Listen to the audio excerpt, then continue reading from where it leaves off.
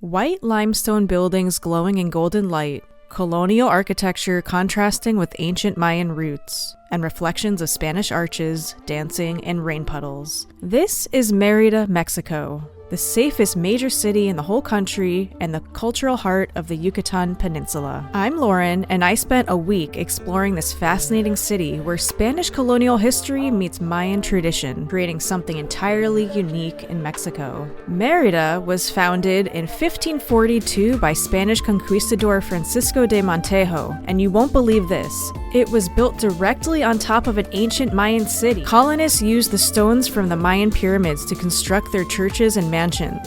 Merida got its nickname La Ciudad Blanca, or the White City, for its gorgeous limestone buildings. Merida actually became one of the wealthiest cities in the world during the late 19th and early 20th centuries, thanks to the henequen boom, a plant fiber derived from agave used to make rope. This wealth created the magnificent mansions along Paseo de Montejo, Merida's answer to the Champs-Élysées, inspired by French architecture during a time when Paris set global trends. Today's Merida beautifully balances its historical roots with a vibrant contemporary culture. With over 1 million residents in the metropolitan area alone, it's a major cultural center that hosts everything from symphony orchestras to cutting-edge art exhibitions. The city has become a hotspot for design enthusiasts, with numerous historical buildings being transformed into boutique hotels, innovative restaurants, and creative spaces. What struck me immediately was how livable Merida feels.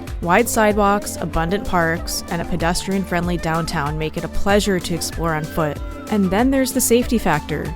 Merida consistently ranks as the safest city in Mexico, and the 5th safest in all of North America, something locals take great pride in. I visited during the hottest time of year in the summer, which meant experiencing Merida's famous afternoon rainfall. While the heat and humidity can be really intense, these daily downpours do create magical moments throughout the city.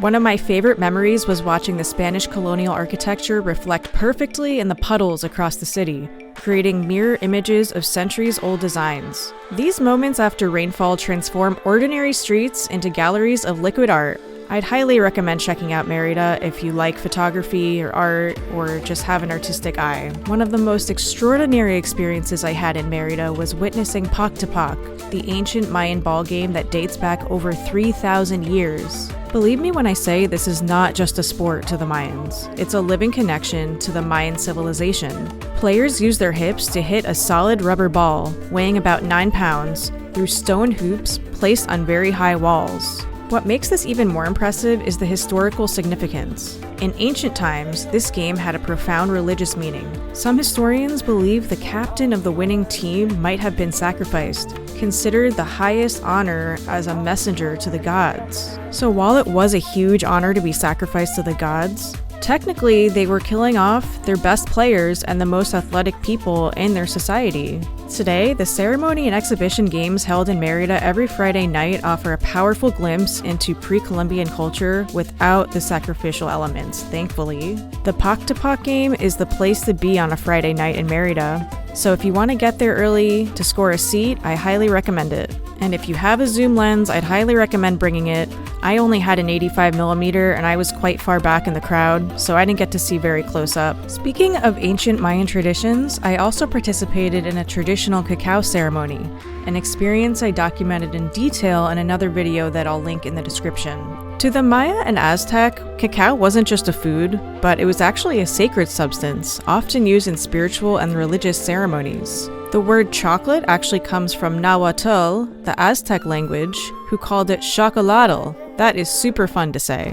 The ceremony I experienced connected me to a tradition that spans thousands of years in this region. Unlike our modern sweetened chocolate, traditional cacao is bitter, rich, and prepared with specific intentions and rituals. I can honestly say it was one of the most grounding experiences of my whole trip. If you're intrigued by this, definitely check out my dedicated video where I go into much more detail about the ceremony and its significance. Now here's what you should know if you're considering a trip to Merida. The city is served by an international airport with connections to major Mexican cities and some international destinations. Many visitors also fly into Cancun and make the 3 to 4 hour drive or they just take a bus. I've personally taken this bus, and it's very safe, affordable, and efficient. The city center is incredibly walkable, with numbered streets and a grid system that makes navigation straightforward. For longer trips, Ubers and taxis are abundant and affordable. I think I spent somewhere around $10 to get to the airport. Also, don't forget that the beach is pretty close by, only 40 minutes away, so you could also take a bus or get a car and do a little day trip to the beach. Of course, food deserves a special mention. Yucatecan cuisine is distinct from what many consider Mexican food. Definitely don't miss some of the regional specialties like cochinita pibil, which is a slow-roasted pork, papazules, which is enchiladas with pumpkin seed sauce, and sopa de lima, which is lime soup. That's one of my personal absolute favorites. Even though the city is considered very safe, there's still a lot going on at night. Every night of the week features different cultural events in public spaces, many completely free. From traditional dance performances to live music, the city's cultural calendar is always full. Merida offers that rare combination of historical depth, cultural richness, modern amenities, and safety that makes it ideal for travelers seeking more than just a vacation. Because I often found myself caught in those beautiful afternoon rain showers, I actually captured more still photography than video during my visit. So I've created a separate photo diary video of Merida that showcases some of my favorite images from the trip.